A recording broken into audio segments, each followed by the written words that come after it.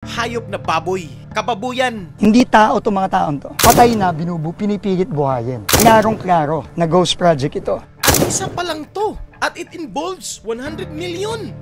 Kababoy talaga ng baboy na yan. Kababoy. Ang mukhang baboy na dapat binababoy ng mga Pilipino ang mga taong baboy na to. What's up mga kaibigan, nandito na naman tayo sa ating reaction video mga kaibigan, kung saan sa araw na ito ay may dalawang tao tayong pag-uusapan. Alaman naman natin nga mainit talaga ang issue ngayon sa flood control project, kung saan merong mga ghost project na pinag-uusapan. Grabe ang ginawang kababuyan sa pira ng taong bayan. Sana nga, sabi na nga ni Senator Villanueva, kung meron lang sanang death penalty, dapat unahin no ang mga taong ito. Naghihirap ang Pilipinas, pero may mga taong, may mga Pilipinong sakim sa pera. Kumbaga, self-interest na talaga yun ang una mga kaibigan. Isipin mo, naghihirap ang Pilipinas pero sila, labis ang kanilang pamumuhay. Binibili ang gustong mabili. O kung yung tipong parang hari na ang buhay. At isa na nga dyan mga kaibigan, ang district engineer na si Alcantara. Kung saan hinatulan ng guilty ng DPWH mga kaibigan.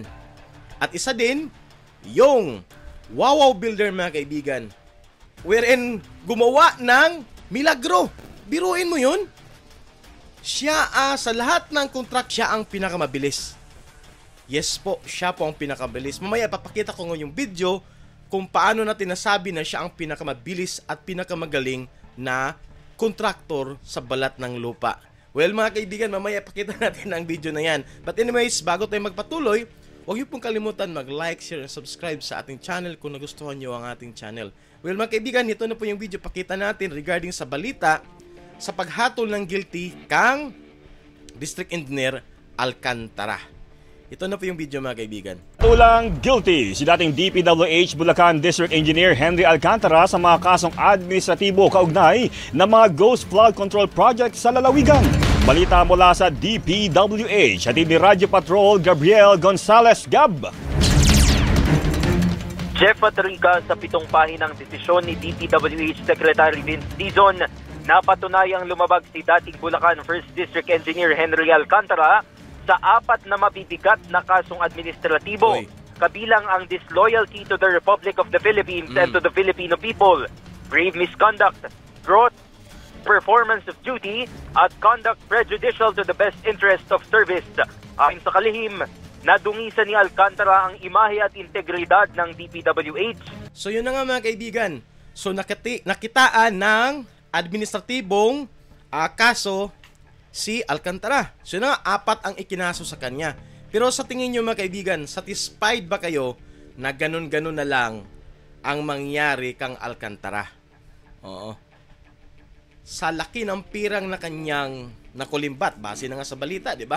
Oo, kasi manakitaan talaga ng ebidensya. So pwede nating sabihin na siguro totoo nga ang paratang sa kanya. Kasi nga, nadesisyon na ng guilty. But anyways, at the end of the day, ang Supreme Court pa rin ang maghusga kung siya ay guilty o hindi. But for now, nakabase lang tayo kung ano ang desisyon ng bagong sekretary sa DPWH. So yun na nga, 4 na kaso. Biruin nyo mga kaibigan. District engineer lang yan. Naglalaro sa casino. Grabe no? Sa habang ang mga Pilipino halos wala nang mabili na bigas. Nahihirapang mag-accumulate ng 3 times a day na budget. While the other people nagnakaw sa kaban ng bayan. Binibili ang gustong mabili. Dahil sa laki ng sobra ng pera nila isinusugal na lang. Ibinibili ng mamahaling gamit. Nasaan ang konsensya dyan? So dyan mo makita mga kaibigan ng mga taong to walang konsensya. Wala talaga. Makita mo naman sa mukha. Lalong-lalo na itong si Wawaw Builder mga kaibigan. Grabe no? Grabe talaga. Tuloy natin yung video. Dahil sa kabiguan nitong bantayan ng interes ng publiko, kaya nabayaran ng ghost project sa lalawigan. Magre-rekomenda na rin anya ng mga kasong kriminal laban kay Alcantara, kay Assistant Engineer Bryce Erickson Hernandez. Yan. Si Bryce Erickson Hernandez, ang grabe daw kalabis. Buruin mo, magsugal sa kasino, isang tayaan 5 million daw. Di umano, 5 million pesos ang isinusugal. O sino ang mga sabihin nating nagsusugal minsan, for example sa sabong, mga ganon. Di ba parang ang hirap na nakakakaba yun, di ba? Naku, pag matalo, GG. Pero siya wala. Kasi alam niyang may coming pang pera. May ma-receive pa siyang pera. Kaya kung meron siyang maitalo, at the same time, hindi naman niya pera, so hindi siya manghinayang kung matalo o manalo. Ganon ang mindset ng isang tao kapag yung ibinawaldas niya ay hindi naman pera niya. So yun na nga mga kaibigan, parang ewan kung nakalabas sa bansa or nagtatago na yang sinasabing assistant district engineer ni Alcantara. Biruin mo yan mga kaibigan. Tumaas ang kahirapan sa Pilipinas. Tapos ang ibang tao winaldas bilyon. Isipin nyo yan. Grabe, walang mga konsensyang mga tao to. Kung sabi na nga ni Senador Villanueva kung mayroon pang bitay, unahin tong mga taong to kasi walang konsensya Grabe, no? Hindi man lang nila naisip na ang daming mga Pilipinong naghihirap, lalong-lalo na guys, isipin natin sa pinakababang institusyon yung mga magsasaka. O kitang-kita ko yan kasi mga parents natin magsasaka, di ba? Na yun na nga, nag-aararo para makatanim, tapos makaharvest, may pangbigas. Ganon kahirap ang ginagawa. Samantalang ibang tao dyan, ninanakaw ang kaban ng bayan, lip and right ang gastos, isinusugal na lang ang pera kasi sobrang-sobra na, nabili na lahat na mamamahali na gusto sa buhay. Grabe, sobra-sobra talaga mga kaibigan, no? Nasaan ang konsensya dyan? Kaya, kung dati sa panahon na yung tipong may magnanakaw na, di ba dati sa panahon ng Panginoon dati na pag may kasalanan ka, binibira ka ng bato hanggang mamatay. Siguro magagawa yan ng mga tao sa sobrang inis at galit sa ganitong klaseng mga tao mga kaibigan, no? Pero meron kasi tayong tinatawag na due process. So hanggang hindi pa sila natulan, innocent pa rin sila. Pero yun na nga, base na rin sa mga ebidensya, maiinis ka talaga mga kaibigan. So yun na nga, sana hindi lang ito ang maparusahan. Halos lahat sanang mga magnanakaw ay maalungkat ng gobyerno at mahatulan ang mga korap na taong ito. Tuloy natin ang video. Construction Section Chief Engineer JP Mendoza at Accountant 3 Juanito Mendoza para mapanagot sa anyay pampababoy sa kaban ng bayan.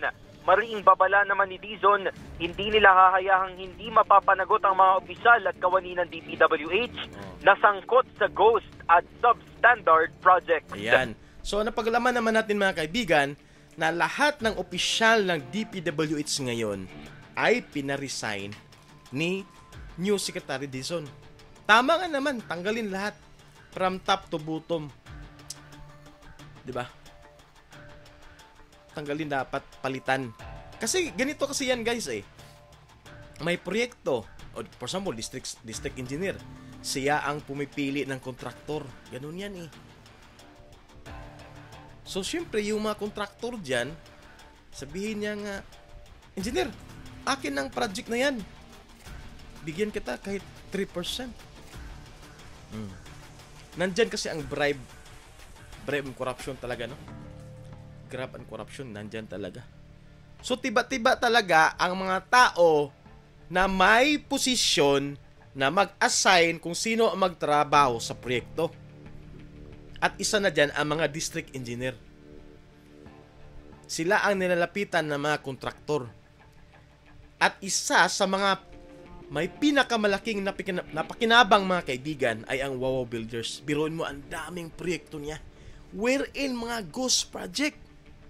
Well, mamaya mga kaibigan, ipakita natin ang video kung saan itong si Wawa mga kaibigan ay gumawa ng milagro. Biruin mo mga kaibigan, ang patay binuhay. Kasi nga, ang proyekto ay naka-schedule na sana last year pa. Kumbaga last year meron ng budget at on that time na sana gagawin. Pero naka-receive na lang siya ng pangalawang bayad, same project, at on the spot mga kaibigan, pagputok ng issue na magkaroon ng investigasyon sa flood control issue na yan. Biruin mo, nagpagawa ng flood control mga kaibigan, within 3 weeks, malapit na matapos ang proyekto. Siya ang pinakamabilis. Siya ang pinakamalupit. Ito yata ang dapat kunin ng gobyerno. Pero yun na nga, minamadali. Kasi nabubuko na. Well, ito na po yung video mga kaibigan. Ipakita natin kung gaano kababoy ang mukhang baboy na dapat binababoy ng mga Pilipino ang mga taong baboy na to. Grabe. Nakakaya. Ito na po yung video mga kaibigan. Pakita natin.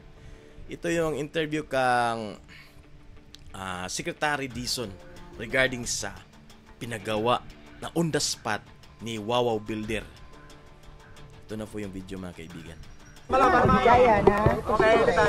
Okay, game. Sige. Sir, ano yung naobserbahan niyo po sa pag-inspect? Sige, bago ko sagutin yon, magbibigay nga ako ng saan ako dito yan? So, magbibigay muna ako ng konting background dito. Ano? Itong project na to, bibigyan ko kayo ng kopya nito. No? Bibigyan ko kayo ng, ito yung project briefer na galing sa DPWH. Galing to sa DPWH website. No? Project briefer to. Bibigyan ko kayo ng kopya nito. So, project briefer, doon naka-indicate na saan yung lugar, anong proyekto, at anong taon natapos. At naka-indicated doon na 100% completed. So, dyan talaga mabubuko. Tuloy natin. Ito construction ng isang flood control structure. Yan, nakikita nyo ngayon. Ayan. Yung protection wall, no? Dito sa river. Worth 96.5 million from the 2024 GAA, no? This contract was started on March 20, 2024. Tandaan nyo yung data. March 20, 2024. Nakalagay dito, ang kanyang duration is dapat 270 days. Uy, Okay? 270 days. So, ano yun? 9 months? Wait lang guys ha. Computerin natin. 174 divided by 30. Oh, mga 9 months. Ang duration ng proyekto, 9 months mga kaibigan. Pero dito tayo magbibigla. Pero, nung June 11, so, April, May, June. So, less than 3 months. Nakalagay dito, actual accomplishment, 100% Uy! in 3 months. So, tandaan nyo yun, ha? My God! Last year, 9 months ang duration. Tapos this year, ulitin natin. Para klaro, ulitin natin. Pero, nung June 11, so, April, May, June. So, less than 3 months. Nakalagay dito, actual accomplishment, 100% in 3 months. So, tandaan nyo yan, ha? 270 days dapat. Di ba? 3 months, wala pang 3 buwan, nakalagay dito, 100% accomplished na siya. And kumolekta na yun, sir? Date collected, meaning nabayaran si Wawaw Builders, siya ang contractor, si Wawaw, July 21, 2024. So, 1 month after. So, 2024. Okay. Grabe no? So ang nangyari mga kaibigan, yung proyekto ay budget for 9 months tatapusin. Pero tinapos ng 3 months daw. At after 1 month, binayaran na si Wawaw Builder. Pero ito yung malupit mga kaibigan. Complete na daw ha? Complete na, 2024. Pero walang nagawang proyekto. At yun na nga ito mga kaibigan, makita na natin ang actual mismo na pinuntahan ni Dizon kung saan yung sinasabing kompleto na. Pero sa ngayon, hindi pa pala kompleto. At minamadali, tinatapos lang ng 3 weeks. Tuloy natin. So, yun ang background. Okay, yun ang background. Okay. tinanong ko si Cap Oscar Gabriel, ang kapitan natin dito. Kailan ba nagsimula ito? Yan. Itong ginagawa, yun nakikita nyo ngayon. Kasi obviously, bago pa ng gawa yan. Diba? Ang sagot sa akin ni Cap, ang sagot sa akin ng mga kababayan natin doon, yung mga nakatira dito sa tabi, 3 weeks ago. Oh my God. So, ito, ang tawag ko dito, patay na, pinipilit buhayin. Bakit? Kasi nabayaran na siya nung last year. Sabi dito ng DPWH, Magkano? 100% completed na to last year. Magkano? Pero, siguro, 3 weeks ago, umiinit, nag-iimbestiga na ang Senado, nag-iimbestiga na ang Kongreso, nagalit na ang Pangulo. Remember mga kaibigan, ang dami pong issue sa Ghost Project na hinawakan ang Wawaw Builders. At isa pa lang to. At it involves 100 million. Grabe ka baboy talaga ng baboy na yan. Pinipilit buhayin yung patay. Wala na to Ghost Project ito Grabe. Klarong-klaro na Ghost Project ito. Pero dahil lang sa mga pangyayari, hinahabol ngayon. Ayan. And kausap ko din yung subcontractor, si Jojo. Kabalen ko ito. Kinontrata lang siya 3 weeks ago. No, 3 weeks ago. Bayad na to, tandaan nyo, bayad. July 2024, bayad na to. Naka-record sa DPW. So, yun na nga, makikita natin sa record mga kaibigan, kung sino ang nagpirma ng completion dyan, sa certificate of completion, tsaka yung nag-receive. Ang duration ng proyekto 9 months, 270 days. Tinapos, nakalagay doon sa certificate na yan na tinapos lang ng 3 months. And after 3 months, si Wawaw Builder naka-receive na ng bayad sa proyektong iyan. Last year. Pero, ang totoo niyan, panggagago lang ang ginawa. Wala naman talagang project na ginawa. And today, pinuntahan doon yung sinabing complete na daw, last year pa, June 11, pagpunta ngayon, 3 weeks ago pa lang ginawa ang proyekto dyan. At kumuha ng ibang subcontractor. Kung isipin natin mga kaibigan, grabing pabababoy. Isa pa lang to. How much more sa iba pang Ghost Project? So ilang billions ang binaboy ng baboy na ito. Grabing pabababoy mga kaibigan. Ang tanong dyan, sino ang kasama ng baboy na ito? Na kontraktor na may-ari ng Wawaw Builders? Siya ba ang ulo o ginamit lang siya? Kung ginamit man siya mga kaibigan, posibleng ang ulo ay nasa DPWH. Kung saan, it involves sa mga taong nagbibigay ng proyekto sa mga kontraktor.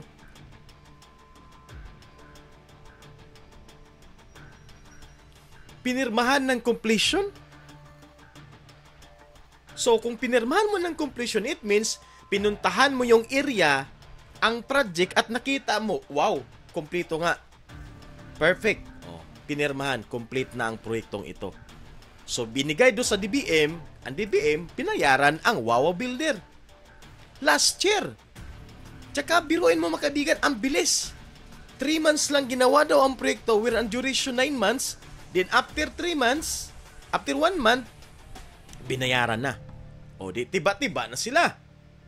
For example, 100 million, magkano kaya doon sa taga-assign ng proyekto? Pagpalagay nila, 5% sa kanya, o hati ba sila? Posibleng hati siguro. Or maybe 60-40. Kasi nga, para naman sigurong ginawang tao-tauhan lang itong Wawaw Builder na to yata eh.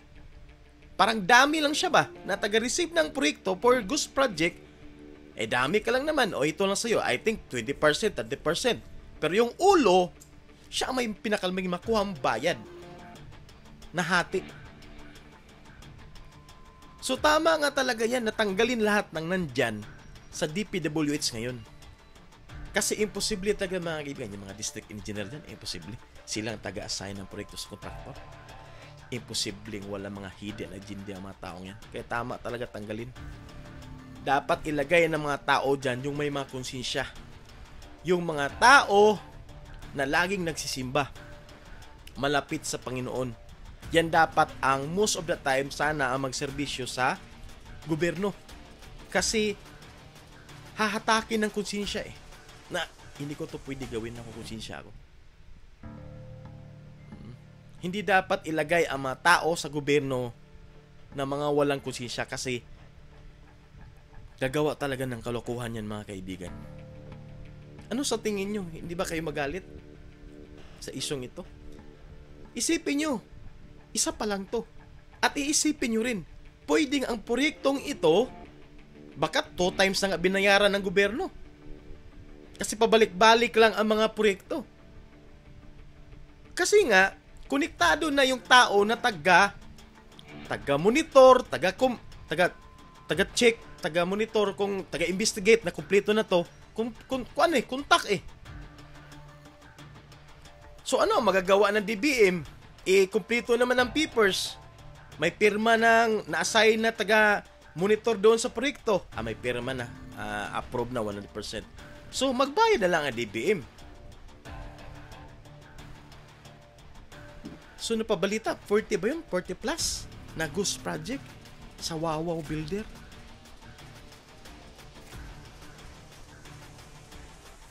Grabe mga kaibigan, pabababoy sa Pilipinas. So sana we're hoping na ang lahat ng mailagay na tao dyan sa gobyerno ay may konsensya. Yung malapit talaga sa Panginoon. Kasi mismo sarili mo ang tutusukin ng konsensya na hindi ko to gagawin ng konsensya ko. Nakakahiya. Pero itong mga taong to, grabe ka baboy mga kaibigan. Winawaldas ang pera ng taong bayan kasi hindi nila pera Yun na nga ang sabi, di ba, yung assistant district engineer? Yun yung si Cyril ba yun? Bryce? 5 million daw? Di mo 5 million daw ang posta sa kasino. Isang postahan. Well, hindi naman siya magdalawang isip kasi alam niyang may papasok pang pera sa bulusan niya. Wherein hindi naman niya pinaghirapan. Grabe kababoy ang mga tao ito mga kaibigan. Kaya, katulad ngayon, ang iba daw nakalabas na ng bansa. Grabe no. Nakakainis. So ano masasabi niyo mga kaibigan sa isyong ito? Ano ba? Dapat ba ito palampasin lang? For example, this issue ngayon, malakas ng flood control issue. Skandal. Tapos may bago na naman papasok na issue at matatabunan na naman to. Ano mangyayari sa Pilipinas? Kaya, yun na nga. Nalampasan na tayo ng Singapore. Baka darating ang point, malalampasan na tayo ng mga mas pinakabababa pang country. Dahil sa mostly sa nasa gobyerno ay corrupt. Yun sana ang dapat matanggal muna. Kung hindi yan matanggal ang mga corrupt na nasa gobyerno, hindi talaga aasinso ang Pilipinas mga kaibigan. Hindi talaga. It will never happen. Kasi for example, example lang to, may 1 trillion na pera ang Pilipinas. Example lang to Pero yung 1 trillion na yun, kukunan ng dahil sa daming mga corrupt, almost 50% ang makuhang kurakot doon. Ganun ba? Ganun na senaryo. Tapos, i-reason out na lang na mahirap talaga daw ang Pilipinas. Mahirap ang Pilipinas pero ang daming ninanakaw na pera. Saan galing yung pera na yun? Lumabas lang? Siyempre sa kaban ng bayan. So in other words, may pera talaga ang gobyerno na pwedeng itulong sa mga mahihirap. Pero yun na nga, paano i-improve ang isang bansa kung mismo sa paggawa pa lang ng proyekto, doon pa lang kinakain na ng anay ng mga baboy na korap na mga Pilipino. Ganun. So, ang magandang plano, ang magandang proyekto, binababoy na agad sa ilalim, underground na agad, doon pa lang talo ng Pilipino, mga kaibigan. Talo na. Kaya tingnan natin ang ano nito, progress sa kasong ito, mga kaibigan. Kung sana magtulungan na lahat at saka magawa na sana yung sinasabing independent commission daw na magtutok sa mga taong ito. So, abangan natin sa Monday ang pangatlong hearing ng Blue Ribbon Committee. Ang dapat talaga gigasahin dyan, mga kaibigan, yung DPWH. Lalong-lalo na yung mga nasa posisyon sa mga nagbibigay ng proyekto sa kontraktor. Kasi sila talaga ang buaya dyan. Kasi by under the table yan eh. Kontraktor. Gusto mong ikaw makareceive sa proyektong yan. Magpa-under the table ka sa kanya nga. Boss, akin na yan, boss. Bigyan kita 5%, 3%. O, ganun ba? Mas lalong malala kung mismo ang taong nandyan sa tagabigay ng proyekto igagawa ng dami na kontraktor at binibigyan ng proyekto at gagawing ghost project. Yan ang pinakamalala, mga kaibigan. Kasi 100% nakaw.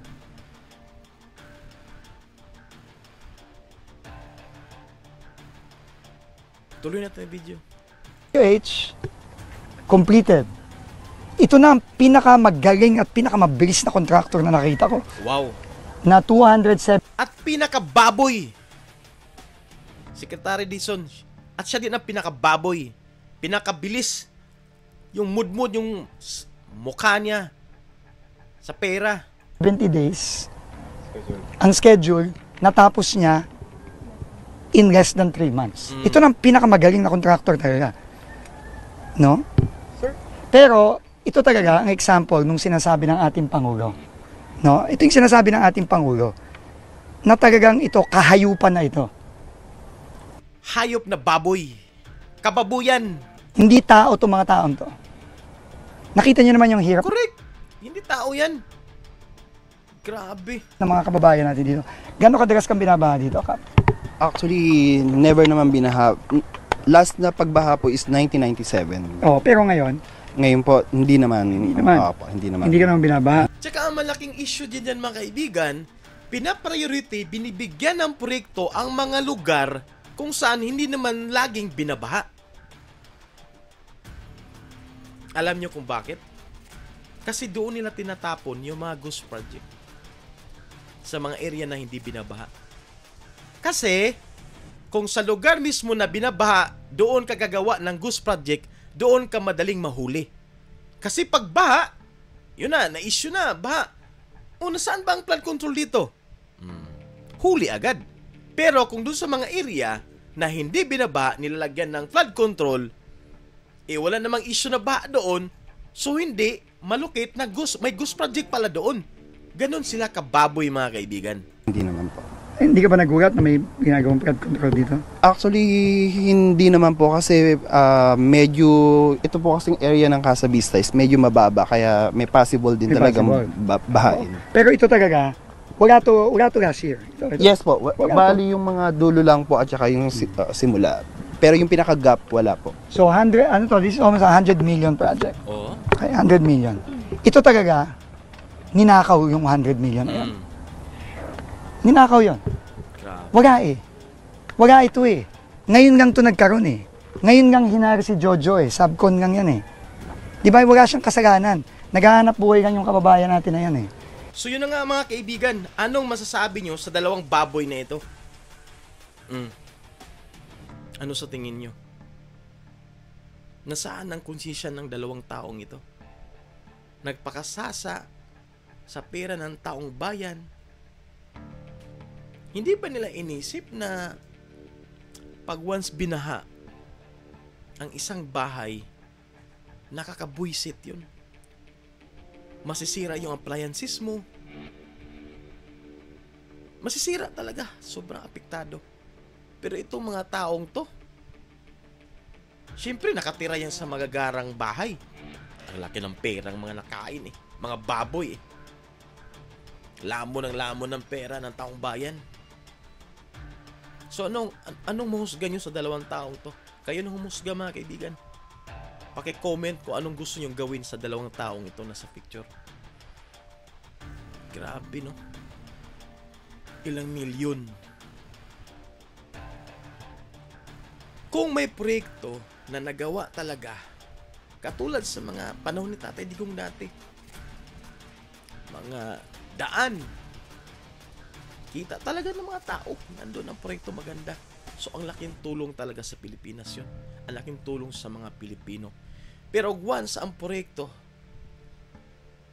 kahit gaano pa kaganda, kung sa pag-start pa lang, paglagay pa lang ng poste, ay kinain na ng anay, GG ang Pilipinas. So, hindi biro to mga kaibigan. Isa pa lang yun sa bidyong yun. Isa pa lang yun sa Ghost Project na example. How much more? 40 plus pa daw yan. So, para sa akin itong Wawa Builder mga kaibigan, may isang tao kumuha ng rehistro. Diba kailangan mo magpa-register as contractor? Gumasto siya ng kapital. Nagkapital talaga siya dyan na ito yung kapital daw ni Wawa Builder na kaya niyang maging contractor sa proyekto sa gobyerno. Meron yan siyang kasama. Dami lang talaga yan. Dami yan para sa akin. Dami yan. Para lang taga-receive ng mga proyekto na gawing Ghost Project. So yun yung video natin mga kaibigan. Nakakainis sa kababuyan. So I need your comment. Kung nagustuhan yung video natin, gusto nyo maglabas ng galit, inis sa issue sa ating video na to, huwag pagkalimutan mag-comment. Ilabas nyo po at ating sagutin sa comment section po. So, sa mga bago sa aking channel, huwag kalimutan mag-like, share, and subscribe sa ating video. So, pasensya na kayo kung masyado tayo medyo emotional ngayon. Lagi tayo may word na baboy kasi pambababoy talaga ang ginawa ng dalawang to mga kaibigan. Remember, dalawa pa lang to. How much more yung iba na involved sa Ghost Project at sa mga pambababoy sa pera ng taong bayan. Ang kapal ng mga muka. Grabe. So yun lang po yung video natin sa araw na ito. Until next time mga kaibigan. Bye-bye.